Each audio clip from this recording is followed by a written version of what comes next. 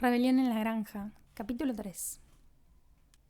Cuánto trabajaron y sudaron para entrar el heno, pero sus esfuerzos fueron recomendados, pues la cosecha resultó incluso mejor de lo que esperaban. A veces el trabajo era duro.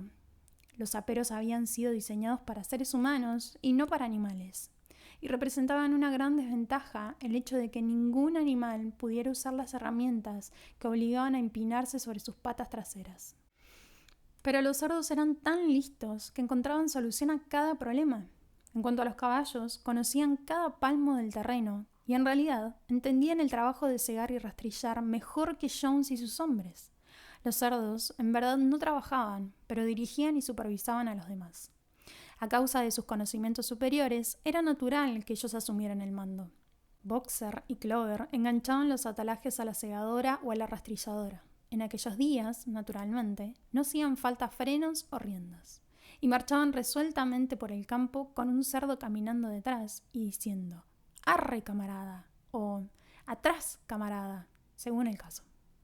Y todos los animales, incluso los más humildes, laboraron para aventar el heno y amontonarlo. Hasta los patos y las gallinas trabajaban yendo de un lado para el otro, todo el día a pleno sol, transportando manojitos de heno en sus picos. Al final terminaron la cosecha invirtiendo 2 días menos de lo que generalmente tardaban Jones y sus peones. Además, era la cosecha más grande que se había visto en la granja. No hubo desperdicio alguno. Las gallinas y los patos, con su vista penetrante, habían levantado hasta el último brote, y ningún animal de la estancia había robado ni tan siquiera un bocado. Durante todo el verano, el trabajo en la granja anduvo como sobre ruedas. Los animales eran felices como jamás habían imaginado que podrían serlo. Cada bocado de comida resultaba un exquisito manjar, ya que era realmente su propia comida, producida por ellos y para ellos, y no repartida en pequeñas porciones y de mala gana por un amo gruñón. Como ya no estaban los inútiles y parasitarios seres humanos, había más comida para todos. Se tenían más horas libres también, a pesar de la inexperiencia de los animales. Claro está que se encontraron con muchas dificultades. Por ejemplo, cuando cosecharon el maíz, tuvieron que pisarlo al estilo antiguo y eliminar los desperdicios soplando, pues la granja no tenía desgranadora.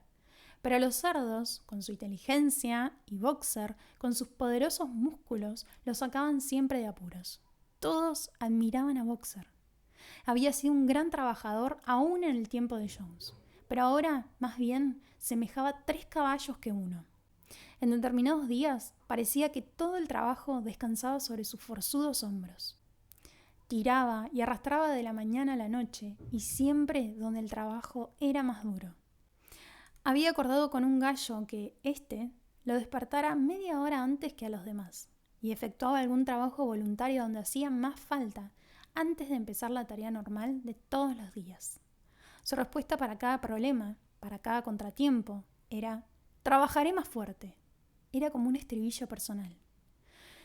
Pero cada uno actuaba conforme a su capacidad. Las gallinas y los patos, por ejemplo, recuperaron 5 fanegas de maíz durante la cosecha, recogiendo los granos perdidos. Nadie robó, nadie se quejó de su ración. Las discusiones, peleas y envidias que eran componente natural de la vida cotidiana de los días de antaño habían desaparecido casi por completo. Nadie eludía el trabajo. O casi nadie.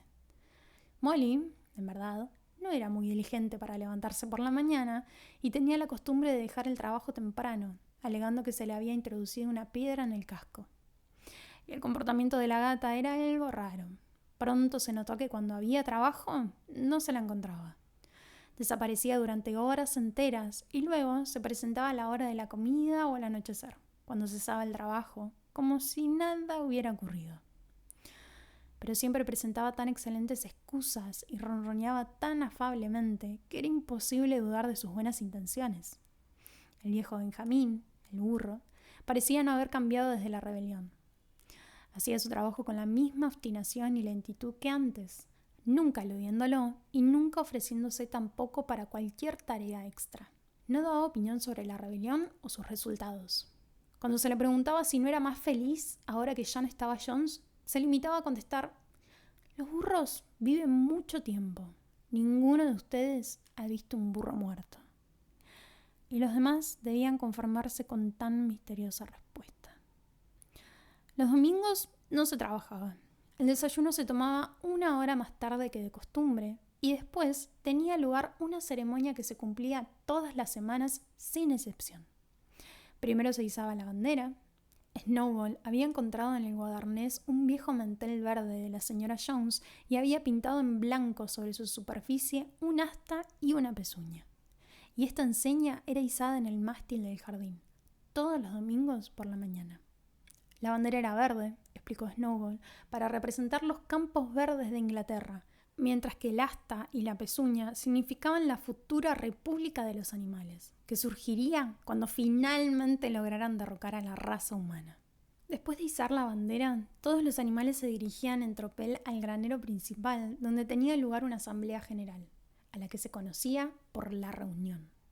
Así se planeaba el trabajo de la semana siguiente y se suscitaban y debatían las decisiones a adoptar.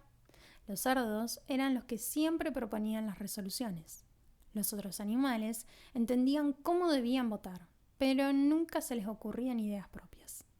Snowball y Napoleón eran, sin duda, los más activos en los debates, pues se notó que ellos dos nunca estaban de acuerdo.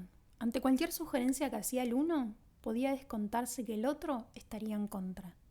Hasta cuando se decidió reservar el pequeño campo de detrás de la huerta como hogar de descanso para los animales que ya no estaban en condiciones de trabajar, hubo un tormentoso debate con referencia a la edad de retiro correspondiente a cada clase de animal. La reunión siempre terminaba con la canción Bestias de Inglaterra, y la tarde la dedicaban al ocio. Los cerdos hicieron del guadarnés su cuartel general. Todas las noches estudiaban herrería, carpintería y otros oficios necesarios en los libros que habían traído de la casa. Snowball también se ocupó en organizar a los otros, en los que denominaba comités de animales. Para esto era incansable. Formó el comité de producción de huevos para las gallinas, la liga de las colas limpias para las vacas, el comité para reeducación de los camaradas salvajes, cuyo objeto era domesticar las ratas y los conejos, el movimiento pro lana más blanca para las ovejas y otros muchos, además de organizar clases de lectura y escritura. En general, estos proyectos resultaron un fracaso. El ensayo de domesticar a los animales salvajes, por ejemplo, falló casi de raíz. Siguieron portándose prácticamente igual que antes, y cuando eran tratados con generosidad, se aprovechaban de ello. La gata se incorporó al comité para la reeducación y actuó mucho en él durante algunos días. Cierta vez la vieron sentada en la azotea charlando con algunos gorriones que estaban fuera de su alcance. Les estaba diciendo que todos los animales eran ya camaradas y que cualquier gorrión que quisiera podía posarse sobre su garra. Pero los gorriones prefirieron abstenerse. Las clases de lectura y escritura, por el contrario, tuvieron gran éxito. Para otoño, casi todos los animales, en mayor o menor grado, tenían alguna instrucción. Los cerdos ya sabían leer y escribir perfectamente. Los perros aprendieron la lectura bastante bien, pero no les interesaba leer otra cosa que los 7 mandamientos. Muriel, la cabra, leía un poco mejor que los perros y a veces, por la noche, acostumbraba a hacer lecturas para los demás, de los recortes de periódico que encontraba en la basura. Benjamín leía tan bien como cualquiera de los cerdos, pero nunca ejercitaba sus capacidades. Por lo que él sabía, dijo, no había nada que valiera la pena de ser leído. Clover aprendió el abecedario completo, pero no podía unir las palabras. Boxer no pudo pasar de la letra D. Podía trazar en la tierra A, B, C, D con su enorme casco, y luego se quedaba parado mirando absorto las letras con las orejas hacia atrás, moviendo a veces la melena, tratando de recordar lo que seguía, sin lograrlo jamás. En varias ocasiones, es cierto, logró aprender E, F, G, H, pero cuando lo consiguió fue para descubrir que había olvidado A, B, C y D. Finalmente decidió conformarse con estas 4 letras y solía escribirlas 1 o 2 veces al día para refrescar la memoria. Molly se negó a aprender más de las 6 letras que componían su nombre. La formaba con mucha pulcritud con pedazos de ramas y luego las adornaba con una flor o 2 y caminaba a su alrededor admirándolas. Ningún otro animal de la granja pudo pasar de la letra A. También se descubrió que los más estúpidos, como las ovejas, las gallinas y los patos, eran incapaces de aprender de memoria los 7 mandamientos. Después de mucho meditar, Snowball declaró que los 7 mandamientos podían reducirse a una sola máxima expresada así: 4 patas sí, 2 pies no. Esto, dijo, contenía el principio esencial del animalismo. Quien lo hubiera entendido a fondo estaría asegurado contra las influencias humanas. Al principio, las aves hicieron ciertas objeciones, pues les pareció que también ellas tenían solamente 2 patas, pero Snowball les demostró que no era así. Las alas de un pájaro, explicó, son órganos de propulsión y no de manipulación. Por lo tanto, deben considerarse como patas. La característica que distingue al hombre es la mano útil con el cual comete todos sus desafueros. Las aves no acabaron de entender las extensas peroratas de Snowball, pero aceptaron sus explicaciones y hasta los animales más insignificantes se pusieron a aprender la nueva máxima de memoria. 4 patas sí, 2 pies no. Fue inscrita en la pared del fondo del granero, encima de los 7 mandamientos y con letras más grandes. A las ovejas les encantó y cuando se la aprendieron de memoria, la balaban una y otra vez. Hasta cuando descansaban tendidas sobre el campo y su 4 patas sí, 2 pies no, se oía por horas enteras, repetido incansablemente. Napoleón no se interesó por los comités creados por Snowball. Dijo que la educación de los jóvenes era más importante que cualquier otra cosa que pudiera hacerse por los adultos. Entretanto, sucedió que Jessie y Bluebell habían parido poco después de cosechado el heno. Entre ambas, habían dado a la granja 9 cachorros robustos. Tan pronto como fueron destetados, Napoleón los separó de sus madres, diciendo que él se haría cargo de su educación. Se los llevó a un desván, al que solo se podía llegar por una escalera desde el guardanés, y allí los mantuvo en tal grado de reclusión que el resto de la granja pronto se olvidó de su existencia. El misterio del destino de la leche se aclaró pronto. Se mezclaba todos los días en la comida de los cerdos. Las primeras manzanas ya estaban madurando y el césped de la huerta estaba cubierto de fruta caída de los árboles. Los animales creyeron, como cosa natural, que aquella fruta sería repartida equitativamente. Un día, sin embargo, se dio la orden de que todas las manzanas caídas de los árboles debían ser recolectadas y llevadas al guardanés para consumo de los cerdos. A poco de ocurrir esto, algunos animales comenzaron a murmurar, pero en vano. Todos los cerdos estaban de acuerdo en este punto, hasta Snowball y Napoleón. Squealer fue enviado para dar las explicaciones necesarias. «Camaradas», gritó, «imagino que no supondréis que nosotros los cerdos estamos haciendo esto con un espíritu de egoísmo y de privilegio. Muchos de nosotros, en realidad, tenemos aversión a la leche y a las manzanas. A mí personalmente no me agradan. Nuestro único objeto al comer estos alimentos es preservar nuestra salud.